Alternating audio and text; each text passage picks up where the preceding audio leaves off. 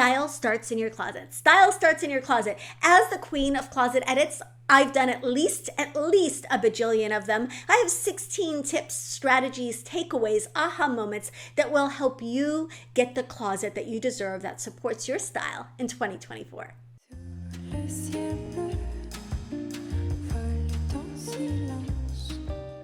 Today, I'm sharing 16 closet principles that will transform the way you look at your closet. These are things that I have learned after a lifetime of closet edits. So my name is Netta. I am a former fashion editor and fashion columnist turned personal stylist. I'm also the founder of the Ageless Style program, where I have helped thousands of women transform their style and learn to love the way that they look every single day. Now, if we want to love the way that we look every single day, we need to get a handle on our closets, right? Because style starts in your closet. Your style starts in your closet. And if your closet is chaotic, if it's cluttered, if your closet is a container of conundrums, I'm just loving the alliteration right now, then you're going to want to get a handle on that, because otherwise, you're going to continue to be stuck and you're going to continue to hit that wall, and you're going to give up after a while because it's just too hard. It's too hard. If you walk into your closet in the morning and you're like, oh my goodness, this is like, the clothes don't feel like they represent you anymore, or there's just too much going on and you can't see the forest for the trees, you can't see the good things for the bad,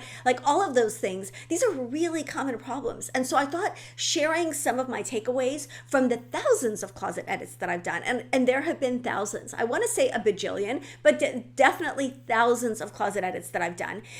Sharing some of these takeaways, I think, will help you recognize that you're not alone, and will also help you see a path out, a way out. Now, speaking of a way out, I will be doing a workshop series. It's going to be a series of 5 workshops over the course of a week that's really going to help you. If you're over 40 and you are stuck in your style, it's going to help you get back to where you feel stylish and where you've got systems in place that will help you get back to feeling stylish and feeling confident every single day. Help you get a handle, most of all, on that closet. Again, style begins in your closet. So 16 style principles and closet tips that I've learned after a lifetime of working on closets.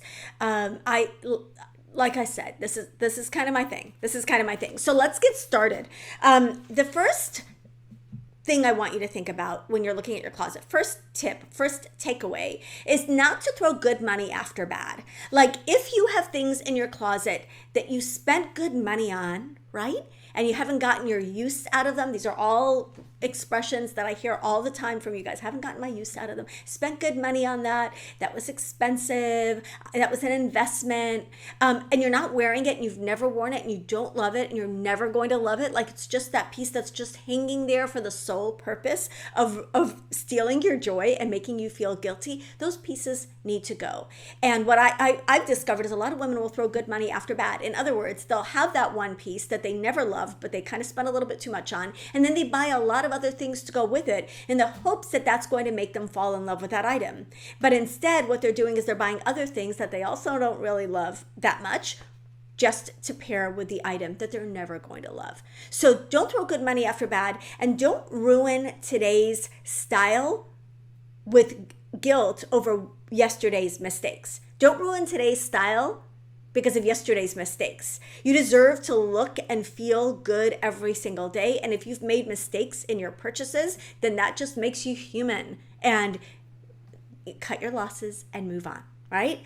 Purge the pieces that no longer feel like you, that you have never worn or don't ever reach for, and know you're never going to reach for them. And there's no reason to have guilt hanging in your closet. Style should hang in your closet instead. Number 2, go shopping in your own closet. Keep the items that you would buy today. Instead of looking, when you're doing a closet edit, instead of mining your closet for rejects, mine your closet for gold. And give yourself permission to only wear what you love. Only wear what you love. Now, clothes have to be like a good relationship, right? You want to wear what you love, and you want those clothes to love you back. That's what I say about color as well. You want to wear colors that you love, and you want those colors that love you back. It needs to be a two-way relationship. So you want to mine your clothes, mine your wardrobe, mine your closet for the clothes that you love that also love you back. if you were shopping, what would you buy today? What do you love now? Give yourself permission to only wear those clothes. Only wear those clothes. Don't wear anything else out of obligation, out of guilt, or even because I told you that you should own it or buy it or wear it, or someone else, influenced you to buy it or wear it.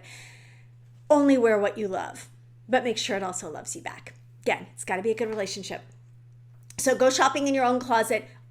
Give yourself permission to just hold on to the things that you love. Next, replace, then remove. I can't tell you how many emergency phone calls I've had. I need to go shopping, because someone over purged their closet. If you've got go-to pieces, jeans, black pants, a sweater, whatever, your go-to pieces that you reach for all the time, and you're finding that they're faded or dated or worn or torn and you just don't love them anymore, go find a replacement before you purge. Nothing is worse and nothing is less productive in terms of building that beautiful style and that beautiful wardrobe that you want. Nothing's worse than shopping under duress. If you shop under duress, you will buy more of the bad, you'll buy less of the good, and you're going to be doing this again in 6 months. Instead, you want to shop and give yourself the time to find that great new item that's going to replace your former favorite. And then you can purge the item that you need to let go of. But replace, then buy a new one, then purge. Don't do it the other way around. You do not want to be shopping under duress. Replace, then remove. Store until you're sure. Store until you're sure. You want a trial separation from some of your clothes. When you're going through any kind of either a lifestyle transition or personal style transition, any kind of transition, if you're in the process right now of exploring your style and deciding how you want to look at 50, at 60, at 70, at 80, at 90, you want to give yourself room to grow. You want to give yourself flexibility to like something one day and maybe not like it as much the next day. And as your style is, like if you think about it as a flower unfolding, you want to give it space to unfold, right? So your personal style, you want to give it space to unfold. And in order to do that, you don't want to make too many hard and fast decisions that you can't take back. You don't want to purge things that really might end up becoming part of your style formula. So instead, when you're on the fence about pieces, those pieces and you should agree to a trial separation. You take those items, you put them in a box, you put them in another room. And you work with the wardrobe that's left behind, the pieces that you're sure about. And as your style evolves, you may find that a couple of the pieces that you put in that bin are pieces that truly work with where you're at in your style right now. And then you might find that others absolutely don't. And then you're going to be ready at a later point. It's going to be easy to let them go. Let them go. So, but you want that trial separation first, especially when you're in the exploratory phase. Nothing is worse than saying, oh man, I wish I hadn't gotten rid of X, right? I'm going to be the stylist that's going to tell you not to over purge. There are a lot of clothes in landfills. Thrift stores have way too many clothes. Consignment stores have a lot of clothes, right? And I would very much like for you to thrift or consign the pieces that you're not wearing. But if there are pieces that you are probably going to want to reach for at some point in the future and you just still haven't figured out how yet, those are pieces that deserve a trial separation. Okay.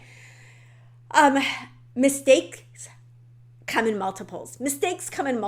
Don't buy it in every color. I cannot tell you how like I was just doing a closet edit with a woman who had a specific blouse from White House Black Market. It was fine 5 years ago when she bought it. As is often the case with White House Black Market, there's a lot going on in the top, and she had it in multiple colors. So I was like, oh, we're going to get rid of it in white and black and cream and this and that. And it just felt so, I felt bad getting rid of these blouses. She didn't like them. She did not wear them. She didn't like them when she bought them. And then she bought multiples of them. So I see this all the time. You don't need 950 of the same style. Instead, give yourself variety in cut and style as well as color. So rather than buying the same amazing item in every color, try buying variations on it so that your wardrobe has a little bit more variety, and so that when it comes time to recycle some of those pieces through your wardrobe, you're not donating half your closet at the same time. So mistakes come in multiples, and often those multiples are in every color of the rainbow, right? Personality pieces never date. personality pieces never date. If there are pieces that you're just like, that's so me, that's so me, that's so me. And I talked about this. I've shared a couple of my personality pieces. I'll pop up one here. This is my Kate Spade Miss Piggy purse. It was their Disney collaboration.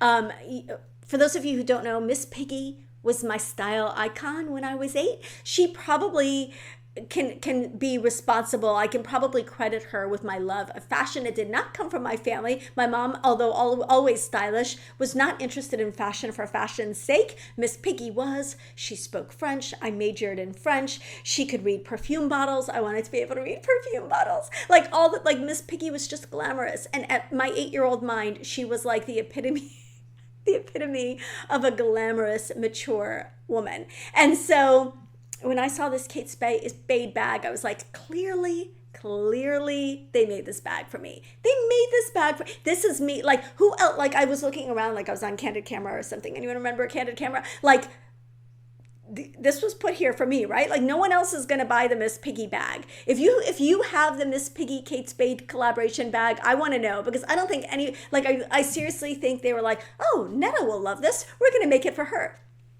That's a personality piece. That is never going to date. I don't care if envelope clutches or flat clutches or whatever are not in style. That piece is a me piece, and it will always be a me piece. And because of that, it's never going to leave my wardrobe. So personality pieces never date. If there's a piece that is just so 100% you, that is something that deserves a crowning place in your, a beautiful place in your wardrobe. And it's something you should never consider purging unless you decide you no longer love it. And then you can think about it. But otherwise, personality pieces stay in your wardrobe until you're done with them. Okay. Forget the 1-year rule. Forget the 1-year rule. Like I said, I'm the stylist that's going to tell you not to over purge. Often we haven't worn things not because we don't love them, but because we don't have a place to wear them. And if you haven't been on a tropical vacation in a year, or you haven't been to a formal event in a year, or you haven't done a presentation in a year, then you may have pieces hanging in your closet that are not part of your regular rotation, but are part of an occasional rotation. And so, really like holding on to the things that you genuinely really enjoy and maybe keeping them out of your regular closet. You don't want them to be crowding your closet because you can't see the forest for the trees. You can't see the good for the bad. If you don't see it, you won't wear it, all of those things, right? So you want the pieces that you're still, you may reach for at some point, but you're just not reaching for in your current lifestyle. You want those ideally stored separately, but you don't need to get rid of all of them. Just because you haven't worn them in a minute, if you love them, if they fit you, if they're in good shape, if they check all the other boxes, hold on to them. You may have an occasion to wear them in the future. Watch the shoulders. I call it the slump. When you look at an item, when you see an item, you want to pay attention. It's a little woo-woo, but you want to pay attention to your energy. You want to pay attention to how that item makes you feel. And if you do this, when you see the item, if you do this when you see the item, you need to get rid of that item because it's robbing you of your joy, and that joy is the sole purpose of a wardrobe that brings that expresses your personal style. Like, you want your wardrobe to bring you joy, and if you look at something and just looking at something makes you go like pay attention to your shoulders, pay attention to your body language, pay attention to your posture, your expressions, your energy level when you look at a specific item. If it makes you feel yucky or not cute or overwhelmed, then that item needs to go. You want to hold on to those pieces that bring you joy. I know that's like Marie Kondo-esque, but really it's so important to pay attention to the clothes that you love to wear and do more of that, wear more of that, right? Okay, next, eliminate low-hanging fruit. Now, I want you to picture me, bossy Netta, in your closet next to you as you're doing a closet edit. And if this is something you would like, if you would like help with a closet edit, this is absolutely something I do. I've done thousands of virtual closet edits. I truly have. And so I can definitely help you with a closet edit, but also that week-long workshop series I'm doing, let's do some of this together. But for now, I want you to picture me standing next to you in your closet, and I want you to pick out the things that you know I would spot right away and tell you to get rid of. There aren't going to be, I'm not, like I said, I'm not an over purger. I'm not going to tell you to eliminate your whole closet. But if I were in your closet right now, you'd be like, oh my gosh, I would not want Netta to see this. I get that all the time. I don't want you to see my closet. I would hate it if you saw my closet. I don't want you, like that would be awful if you saw my closet. I want to know what those pieces are that you don't want me to see in your closet, because you know I'll tell you to get rid of them. Get rid of them. Like, just do that. That's what I call the low-hanging fruit. This is, of course, going to include items that are worn, torn, sad, baggy, shapeless, that don't fit you, that are pilled, that are out, dramatically out of style, that have never fit you, that you've never liked. Like the obvious stuff.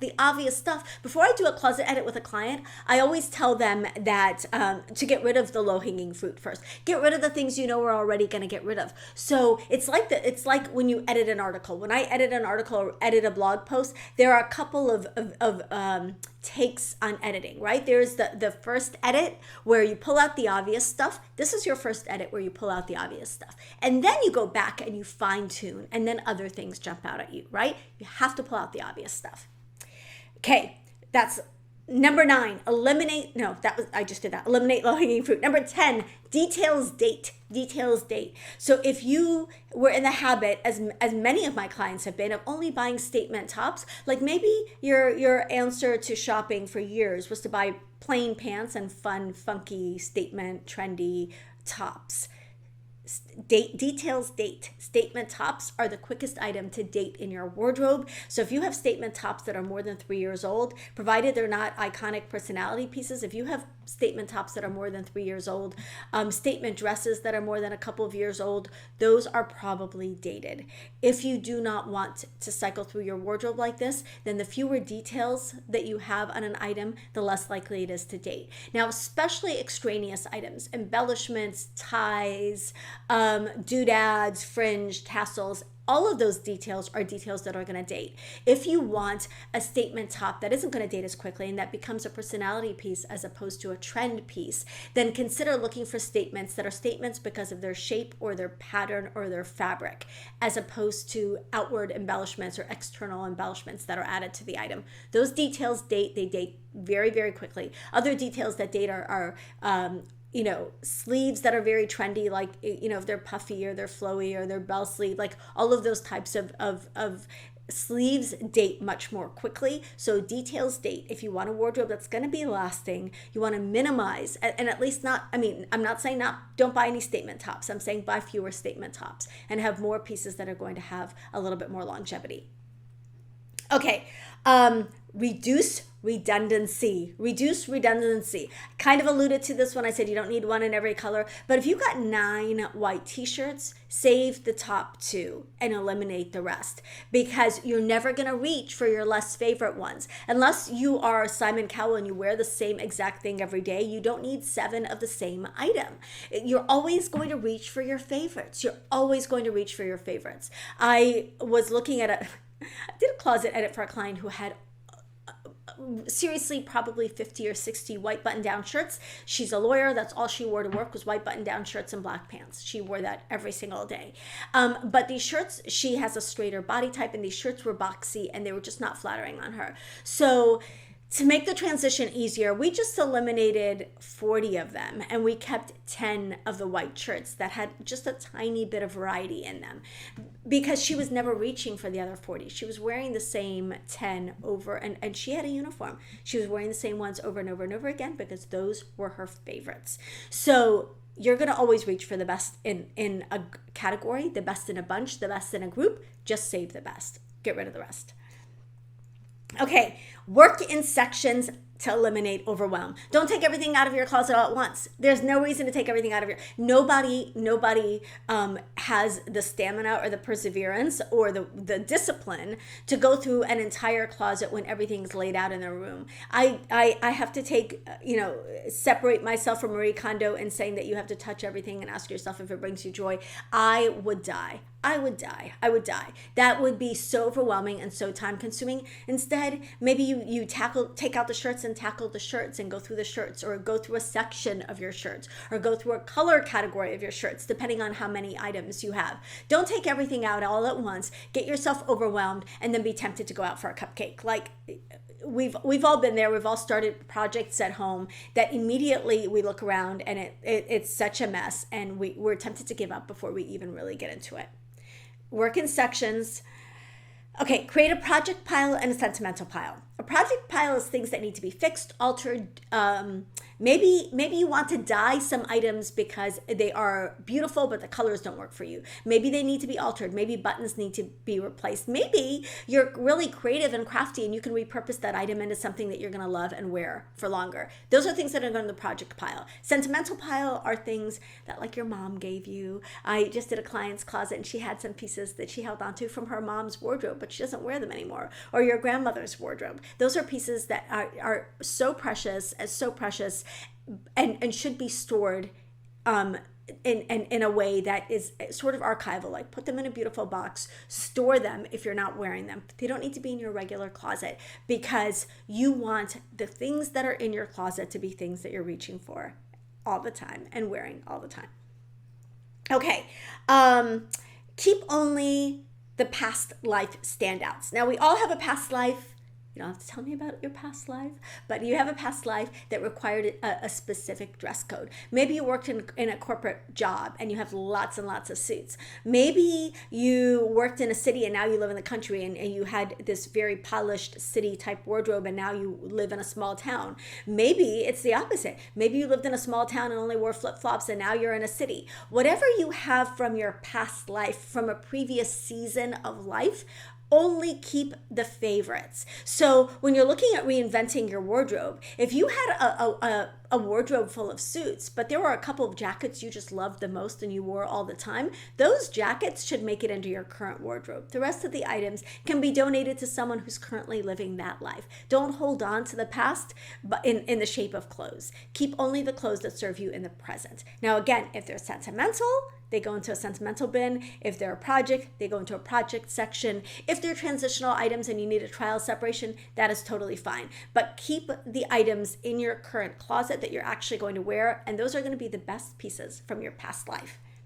Okay, have a wardrobe from scratch in your 3 sizes. Now, many women, if you've got thyroid issues, if your weight just fluctuates a lot, if it's post-holiday and you're holding on to an additional 5 pounds, it's okay to have a small number of, like, the wardrobe from scratch pieces, the basic pieces, the 12 pieces that I talk about. It's okay to have, a small number of those pieces in your couple of sizes, a size up, a size down. So maybe you have them next to it, depending on if your size fluctuates regularly, you're going to want them, you're going to want a little section for your alternate sizes.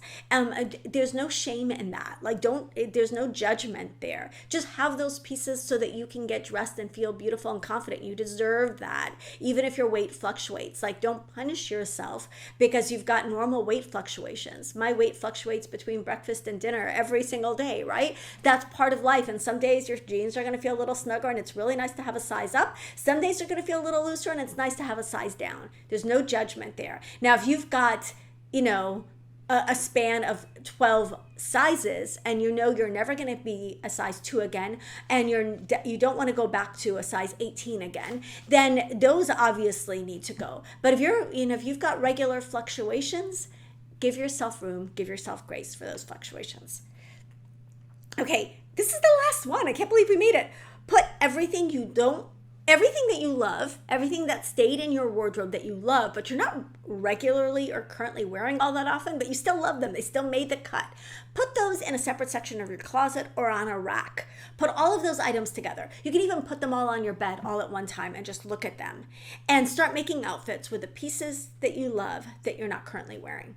The pieces that you love that you're not currently wearing. Sometimes the perfect match to that sweater that you really like and never reach for is the pair of pants that happens to be sitting next to it on the bed or hanging next to it on the rack, right? So start creating outfits, then wear one of those outfits tomorrow. Like, immediately. Tomorrow morning, wake up, put on one of those outfits. So immediately styling those pieces that you're holding on to, that you're not reaching for regularly, but that you want to wear, immediately putting them into outfits and then just hanging them as outfits, and wearing them for the next several days can help you get over the hump of not wearing those items. Sometimes we just fall out of the habit of wearing certain items, or sometimes you wore something in one way and then you don't have the thing that you used to wear it with, and you don't know how to style it. You just haven't given yourself that room, that grace, that time to make those items into outfits. We don't wear pieces, we wear outfits. So create the outfits and start wearing them. And then, of course, as always, I'll make this rule 17. Take a picture.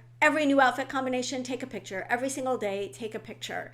You're going to start really knowing what you love, what you wear, and making more informed choices in the future. And that's really the goal, is to make these closet edits easier, to make these closet edits more streamlined as you go along, and to save time, to save money, to save stress, to save hassle, and really help you zero in. You want to be able to go into a store now after a closet edit and know what your new go-tos are. You want to be able to have that laser focus so that you buy items in your wardrobe that are going to become your new favorites. So that's my goal. That's my goal of everything that I do here, helping you build a wardrobe that supports your style. You deserve to feel beautiful. You deserve to feel beautiful every single day. I see your beauty. I hope that you see your beauty, and I hope that you have a closet that helps you celebrate it every single day. Love you guys. If you enjoy this video, please give it a like. It means so much to me, and it helps other people see it, and other people maybe get the help that they need.